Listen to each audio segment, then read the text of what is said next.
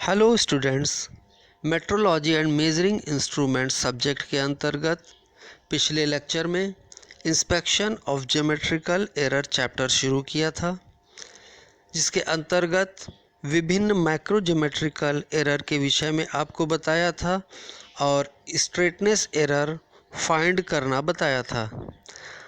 इस लेक्चर में हम फ्लैटनेस एरर के बारे में जानेंगे और उन्हें किस प्रकार से फाइंड किया जाता है, उन विधियों के विषय में जानेंगे। स्ट्रेटनेस एरर निकालने के लिए हमें एक माध्य रेखा लेनी पड़ती थी और माध्य रेखा से हम विभिन्न बिंदुओं का विचलन ज्ञात करते थे। इन बिंदुओं का विचलन माध्य रेखा के समानांतर अधिकतम तथा न्यूनतम रेखा के बीच में होना चाहिए था, तब वह सतह हमारे लिए एक्सेप्टेबल होती थी।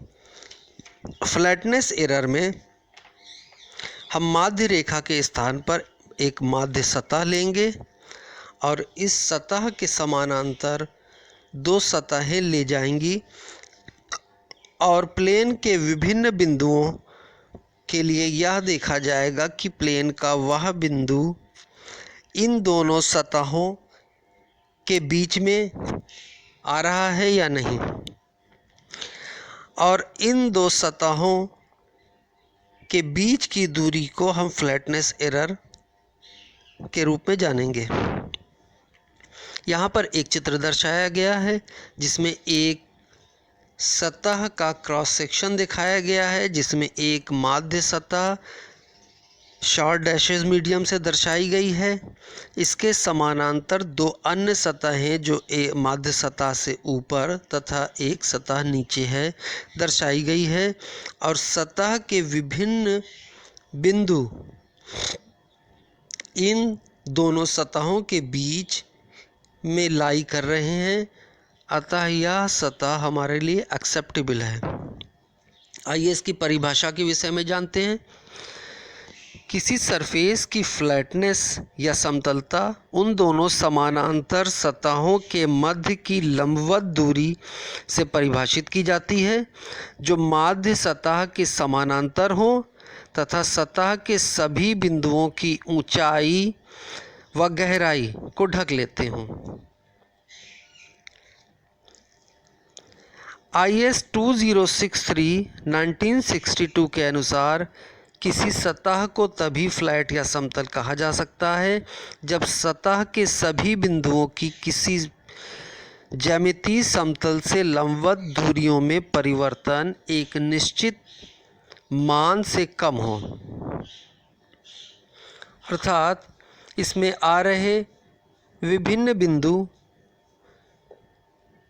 इनकी लंबवत दूरी एक निश्चित मान से कम होनी चाहिए, अर्थात जो ऊपरी प्लेन है एक्स वाई माध्य सतह के ऊपर के बिंदु इस ऊपरी प्लेन के नीचे तथा माध्य सतह के नीचे के प्लेन से ऊपर की ओर होनी चाहिए, या ये कह सकते हैं कि इन दो प्लेनों के बीच में सतह के विभिन्न बिंदु आने चाहिए, तब वह सतह समतल कहलाएगी।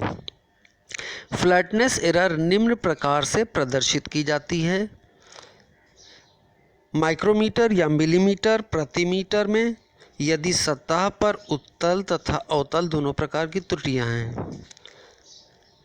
दूसरा, माइक्रोमीटर या मिलीमीटर की अवतलता जबकि सतह अवतल है, तथा तीसरा, माइक्रोमीटर या मिलीमीटर की उत्तलता जबकि सतह उत्तल है।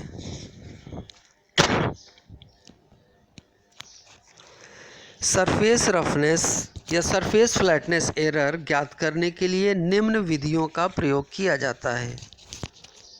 By contact, by beam comparator, by bar comparator, by dial gauge. इन चार विधियों के द्वारा सरफेस की फ्लैटनेस को ज्ञात किया जाता है। आइए इन चार विधियों को विस्तार पूर्वक जानते हैं। Measurement of flatness error bye contact. इस विधि का प्रयोग सरफेस प्लेट की फ्लैटनेस को जांचने के लिए किया जाता है।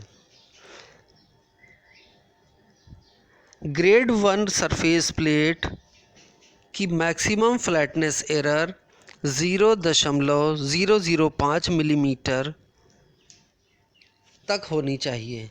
इसी प्रकार ग्रेड 2 सरफेस प्लेट की मैक्सिमम फ्लैटनेस एरर 0.02 मिलीमीटर तक होना चाहिए। यदि इनसे ऊपर इसकी फ्लैटनेस जाती है तो वह सरफेस प्लेट सही नहीं है। अब सरफेस प्लेट की फ्लैटनेस एरर ज्ञात करने के लिए प्रूसियन ब्लू पेस्ट लिया जाता है। इस पेस्ट को सरफेस प्लेट पर लगा दिया जाता है और एक सरफेस के द्वारा इस पर रगड़ा जाता है। कुछ देर रगड़ने के बाद सरफेस प्लेट को देखने पर सरफेस प्लेट के कुछ बिंदुओं पर यह कलर लगा हुआ दिखाई देता है तथा कुछ बिंदुओं पर यह प्रूसियन ब्लू कलर नहीं लगा होता, जिससे हमें उस सरफेस प्लेट के उच्च बिंदुओं के बारे में पता लग जाता है।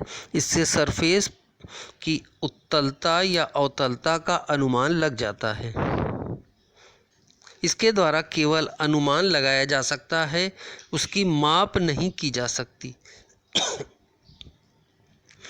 Measurement of flatness error bye beam comparator. यहाँ पर एक बीम कंपैरेटर का चित्र दिखाया गया है। इस बीम कंपैरेटर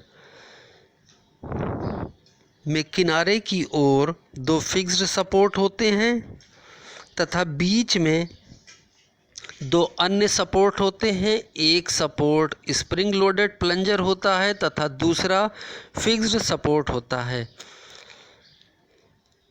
यह बीच का फिक्स्ड सपोर्ट किनारे के फिक्स्ड सपोर्ट की रेखा से हटकर होता है, जिससे ये तीनों बिंदु एक रेफरेंस सरफेस का निर्माण करते हैं, जिसके सापेक्ष सरफेस प्लेट की रफनेस को ज्ञात करना है। इस बीम कंपैरेटर के बीच में एक डायल इंडिकेटर लगा होता है तथा उसके नीचे डायल इंडिकेटर का प्लंजर होता है। इस बीम कंपैरेटर को जब सरफेस प्लेट पर रखते हैं तो सबसे पहले डायल गेज को 0 पर सेट कर लेते हैं। अब इसको सरफेस प्लेट पर पहले से मार्क की हुई जांची जाने वाले लाइनों पर रखते हैं और रीडिंग नोट करते जाते हैं। अंत में इन रीडिंग्स का कैलकुलेशन कर लिया जाता है। डायल गेज रेफरेंस प्लेट के सापेक्ष अवतलता या उत्तलता की माप देता है। इस विधि के द्वारा हम सरफेस प्लेट की समतलता की जांच करते हैं। यहाँ पर मेथड दिखाया गया है, इसको आप नोट कर लें। Measurement of flatness error bye bar comparator. यहाँ पर एक बार कंपैरेटर का चित्र दिखाया गया है। इस बार कंपैरेटर के द्वारा भी सरफेस प्लेट की फ्लैटनेस की जांच की जाती है। इस बार कंपैरेटर में किनारे की ओर एक फिक्स्ड पॉइंट होता है तथा इसके मध्य में 2 अन्य फिक्स्ड पॉइंट होता है। ये तीनों पॉइंट्स अलग अलग, इसमें से 2 पॉइंट एक रेखा पर तथा तीसरा बीच का पॉइंट उस रेखा से हटकर होता है। इस प्रकार 3 पॉइंट के द्वारा एक रेफरेंस प्लेन बन जाता है और इस रेफरेंस प्लेट के सापेक्ष हम सरफेस की फ्लैटनेस ज्ञात करते हैं। सरफेस की फ्लैटनेस ज्ञात करने के लिए इस बार कंपैरेटर के किनारे की ओर एक डायल गेज लगा होता है और डायल गेज का प्लंजर सरफेस को टच करता है। इसको हम सरफेस प्लेट पर रखकर सबसे पहले डायल गेज को 0 करते हैं और फिर सरफेस प्लेट के अन्य स्थानों पर रखकर सभी जगह डायल गेज की रीडिंग नोट करते हैं और अंत में इसको हम कैलकुलेशन के द्वारा सरफेस फ्लैटनेस का मान ज्ञात करते हैं। Measurement of flatness error bye dial gauge. बड़ी सरफेस प्लेट की फ्लैटनेस को जांचने के लिए हम डायल गेज का प्रयोग करते हैं। इसके लिए एक रेफरेंस सतह ली जाती है। यह रेफरेंस सतह उस सरफेस प्लेट से काफ़ी बड़ी होनी चाहिए। इस रेफरेंस सतह पर सरफेस प्लेट को स्लिप गेज के द्वारा रख दिया जाता है और डायल गेज को एक ब्रिज पर लगाकर उस ब्रिज को दोनों किनारों पर स्टैंड के ऊपर समायोजित करके उस स्टैंड को हम उस रेफरेंस सरफेस पर रख देते हैं। अब इस सरफेस प्लेट पर इस प्रकार से क्षैतिज तथा ऊर्ध्वाधर लाइनें बना दी जाती हैं। इस सरफेस प्लेट पर एक्स तथा वाई अक्ष की दिशा में लाइनें बना दी जाती हैं और इन लाइनों के क्रॉसिंग पॉइंट पर हम डायल गेज को रख कर या खसका कर इन बिंदुओं के मान को ज्ञात करते हैं और कैलकुलेशन के द्वारा हम सरफेस रफनेस का मान ज्ञात कर लेते हैं।